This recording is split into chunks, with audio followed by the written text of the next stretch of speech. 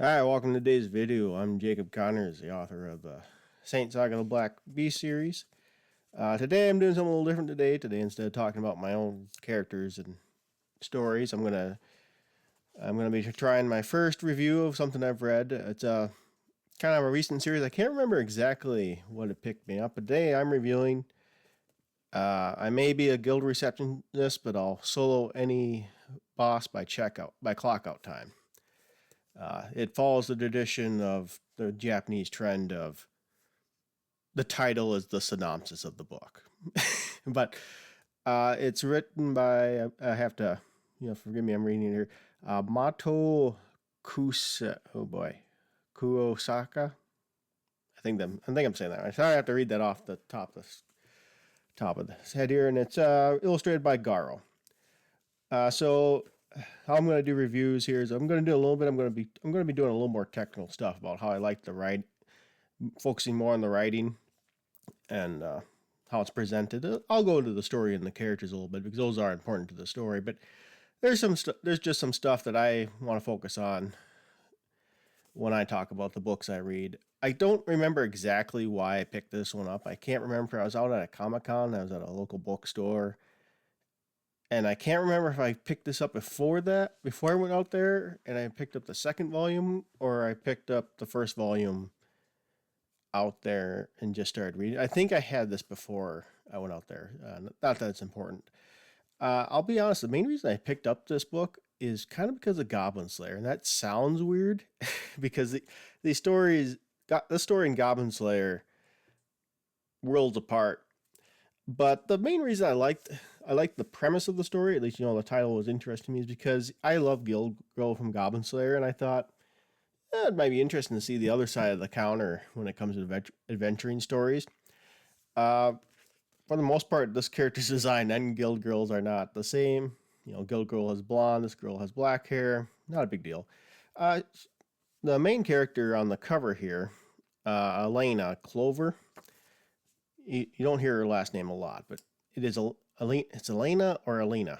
I think it's Elena. I'm just gonna go Elena. Basically, she somehow gets overpowered.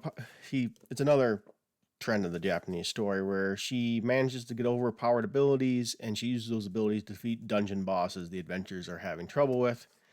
She does it in secret because apparently you can't have two jobs. You can't be a guild receptionist and you can't be an adventurer at the same time. Um, all right. That's the rules the author wrote. I'm gonna give before I really get into this, I'm gonna call him Mato-san. Mr. Mato. I'm gonna say Mato-san because I think it's the guy that wrote this story. I'm gonna give him. I'm only gonna dock him half points for stuff that I don't like or don't really care for in a story because it is translated, and there is a possibility that the translators did not one-to-one his work. So I'm going to be a little generous and not dock him too many points. Not that I'm going to keep track of the points, but I am going to be a little fair that this is a translated novel. I believe from his author's note that he submitted this for a contest that he ended up winning. So good for him there. That's really nice, actually. That's really good for him, actually. I'm glad of his success. And there is an anime uh, this winter, I believe. I definitely, just going off what I've read out of the first book here, this will definitely do better as an anime than I think as a written novel, and I'll get into that. We're gonna get started here. Uh, so Elena in this story, she's a receptionist. She hates overtime, which who doesn't? It makes it a little more related that she just doesn't like overtime. But once again, there's a little bit of disconnect for me in this story because it's a fantasy story. It but there's like modern overtones or modern equivalents, I guess. Like they have apartment buildings, which apartment buildings is a multi-story building that you rent, but for the most part. But they have, but it's one of those. I guess it's more kind of like Final Fantasy. They have teleportation crystals, and there's actual labor laws, I think. But let's get into it. We're going to get into some of let's start with the characters. I'm rambling a little bit here. Sorry about that. My first impression of Elena when I was reading the story is she is a little sympathetic because she wanted to work a stable career. There's some backstory about why she wanted to become a guild receptionist, and but she hates overtime, which I understand. People don't like overtime, although I don't know if I ever read for the story where it was unpaid overtime. So, if you're, I understand if it's salary and you're working overtime, that sucks. So you're not making more money. But if you're working overtime and getting paid for it, it is what it is. But the, part of her job is she has to. It's, I have to say, one of the big disconnects with the story itself is, it's the same thing in all anime tropes where it's like, you have a stack of papers this tall all across the desk. And it's like, okay, so that's implying this society, which is fighting monsters with swords in a magical world, has a good paper industry. Like you have to just assume that's fine. It is what it is. It also implies that enough people are literate. But most of the things she's doing, she's just taking out forms like, yeah, I'm taking like this adventure A is like, yeah, I'm taking this quest. I assume all the contract details of the quest, and then she's filling them out, and I assume she has to keep track of if they die or not. But other than that, not a big deal.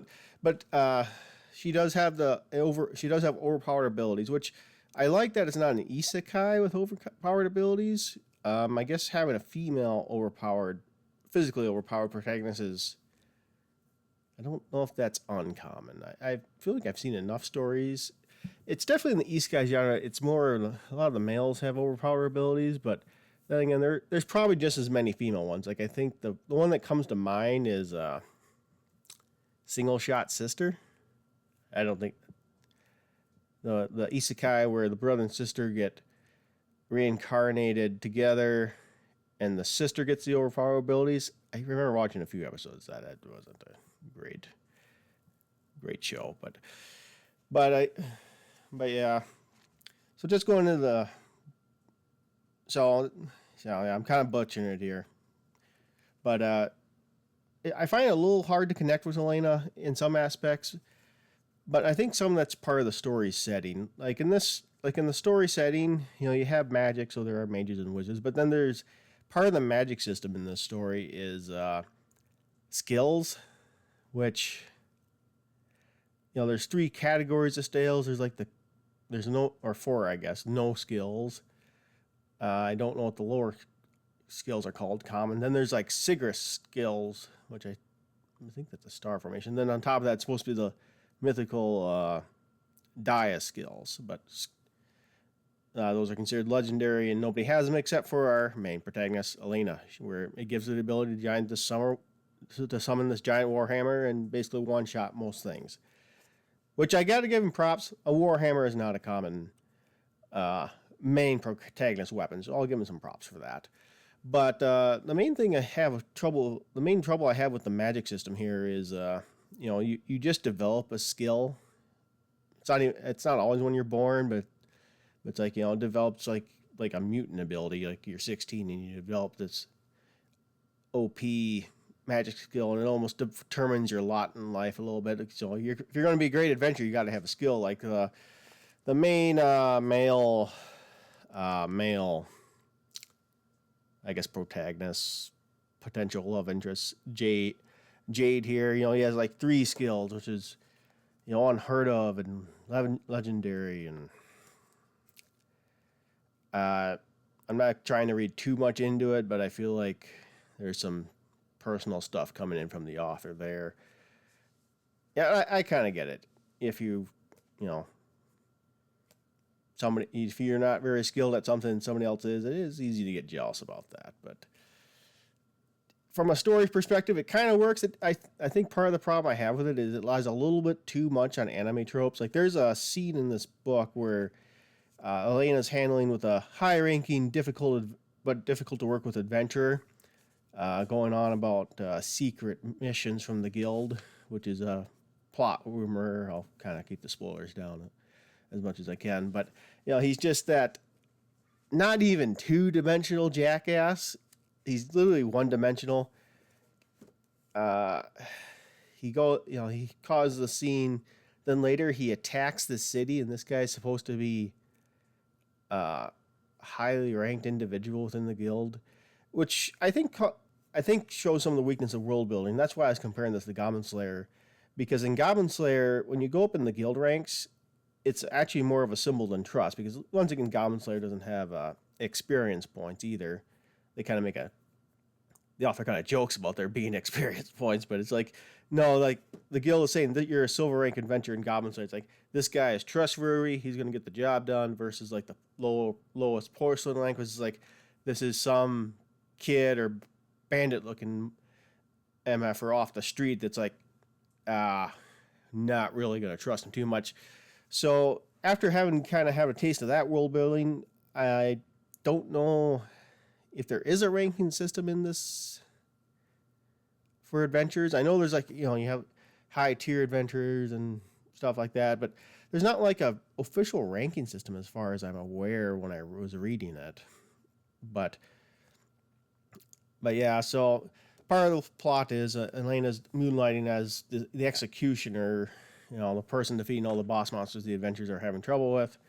That causes a whole fiasco where the guild is trying to find her identity so she can replace, so she can be on Jade's team, Silver Sword, so she can help clear dungeons bosses. And she's so OP, she defeats the guild master and other high,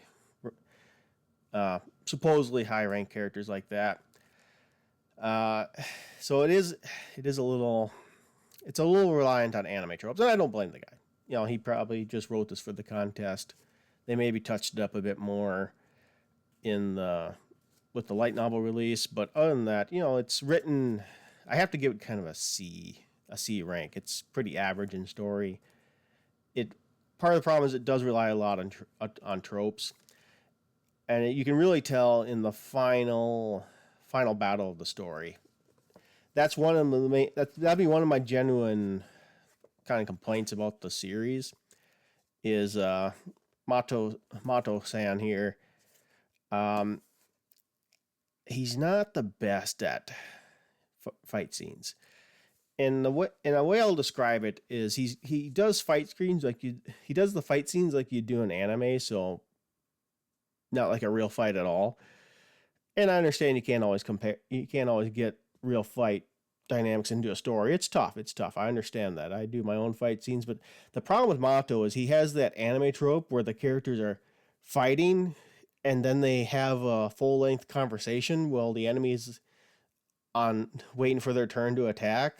So that's one of the major weaknesses of the writing in the story, where his fights kind of slog on because it's a little too RPG, JRPG, where it's like, okay, it's my turn to fight, exchange the blow, attack fails, attack doesn't fail, get countered, then the character's like, oh god, this is so tough, what are we going to do? Nothing's working. It's like, and the enemy characters on the side like, is it my turn yet? Can I kill you guys? So in the final climactic battle, I kind of felt that a lot. And I think I felt that a lot in the final battle, but in the second book where I kind of stopped, I really felt it as I got 3/4 through the book and I get to what I'm assuming is the final fight in that story, and I could really feel it in the final fight in the second book, where it's like he's doing so much setup to like the special skill attack that was kind of hinted at a little bit early, but the setup for this special attack was so convoluted or so messy that the pacing of the fight was just way off. There's some weakness there. And then another big thing, and I think this stems from the fact that this was written as a contest story. So I don't think he intended it to be a series, and it kind of fails because the Dark God battle at the end of the first book here feels really tacked on, and then at the end of the fight, when they defeat the Dark God, it's like there's more of me. There's more of his, and it's like, okay, yeah. Once again, it's relying a lot on anime tropes, which aren't bad, but it's nicer when some people can put better spins on them. I talked a little bit about Elena. Some of the other supporting characters like Jade, the Silverhide guy. I don't exactly remember what Silverhair means in the anime index. I think it's supposed to be like a cool character, but honestly, Jade's just kind of a simp. I don't want to call him a self-insert for the writer. Maybe it is, but he's kind of supposed to be that generic anime cool guy, prodigy, 3 skills in a world where having just one is amazing. He does get bashed around by Alina in that kind of old anime trope kind of way, the Akane trope, yeah, sorry, or the index trope. That was one of the first tropes I realized. I was like, oh yeah, this is outdated. But I think just the fact that Jade is such a simp that there's nothing I really like about him. I don't hate him, but it's also just he's not endearing as a character. Mostly because he has these two personas of, the supposedly badass adventurer, and I guess he does have some faults. So he does have some shonen traits that are positive, like he's willing to fight and die for his friends, which is cool and all. But then he's just simping for Elena, being kind of a stalker, honestly. Trying to get her to become an adventurer and stuff like that. It's just their dynamic really isn't. I feel like they're supposed to be set up to be kind of a love interest here and stuff, but this happened a few times in stories where the love interest of the story just almost makes you wish there wasn't a love interest. But but another thing that kind of holds me back from saying the story really rises above sea is, and this is kind of more of a rising trope in a lot of fiction, is with great, instead of the Spider-Man trope of great power comes with responsibility. Sorry, I'm botching it. Great power comes with great responsibility. And a lot of these overpowered protagonist genre stuff, it's I have great power and fuck responsibility. And it's like, that's kind of endearing. Well, that's understandable, but it's also kind of like, as a story, it's like you get tired of that really quick. And Elena does have those moments where she reluctantly goes to help Silver Sword and, does do the greater good thing. But just, it's like a little bit too much sugar. There's just too much of that in the industry genre. So it's really hard. I'm sorry, I don't know where my camera is at right now. So it's really hard for me to really get invested in a lot of these characters. And I don't blame the author that it is his first in the book. He made his second book kind of confirmed that I probably won't continue on the series past the second book, because in the second book you follow one of Jade's companions, his healer, and I just didn't find her story very interesting. I mean, she has a tragic story. If she let some people die while she was on an adventure, then later she develops her skills so she becomes a super famous healer, and it's this whole thing with her old teammate coming back and causing mixed feelings. I just couldn't care less. And then Elena's main story, she wants to get all of her work done so she can go to the festival, and then some people are attacking the festival. I think the anime is going to be good. I think the anime is going to improve a lot, because there's a lot of stuff here that will visually look better in an anime than it will be reading it. And probably, I think I almost bought the manga. I did look at the manga when I was in the store, but it's just one of those things where I think this will definitely adapt well into an anime, because it relies so many on anime tropes, and maybe the team there will be able to do a bit better adaptation. But as a novel itself, as a novel itself, I definitely can't rank it any higher than a C.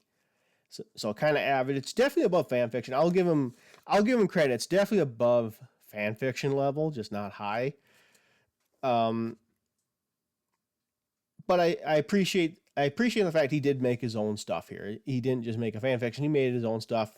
Unless this is based on something that I don't know about, but as a new anime IP, it's probably gonna just get lost in all the other ones. But I will be watching the anime this winter when it comes out. I think I'm gonna have a fun time. But I just as like picking up novels as a novel series and a manga, I just can't. I just can't personally recommend it. I mean, I picked it up, but it's just one of those things where, yeah, it's just a little. It's not really doing anything for me on a big level. It was an interesting story to pick up, but it's just not really. I just don't think it's going to be a very long term interesting story. Is the problem, and I wouldn't be surprised. I wouldn't be surprised if it does a few more novels, but I don't think this is making it to like the 20 with Shield Hero or 20 plus with Shield Hero. Like it really shouldn't. There's not enough story in this book to go for $20. If it got to 6, I'd be surprised because it just does not have the foundation necessary to support the story for that long. Honestly, the first book should have been maybe the last book because there's a lot of elements in the second book that just don't really jive. So that's my review of I may be a receptionist. I'm sorry, guild receptionist, but also only boss by clock out time.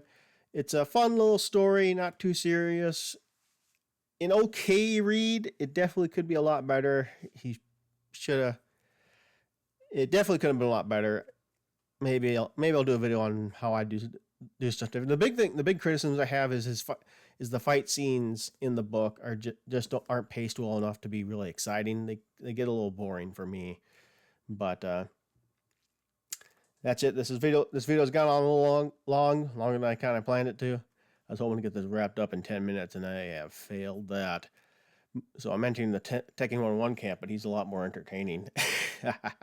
But if you want to check out my series, Saint Saga the Black Beast, on Amazon, I just did a free promotion for it and got a bunch of orders. So hopefully I'll gain a bunch of reviews from that. But I appreciate everybody who comes and checks it out. It's available for $2.99 on ebook right now, and it's available for $11.99 on paperback. I hope you'll give it come and look it out. And if you're a fan of Guild Receptionist and you think I'm full of shit and you say your story probably sucks, well, come read mine and tell me that, and we can disagree on it. But other than that, hope you all have a good day and night, and see you later.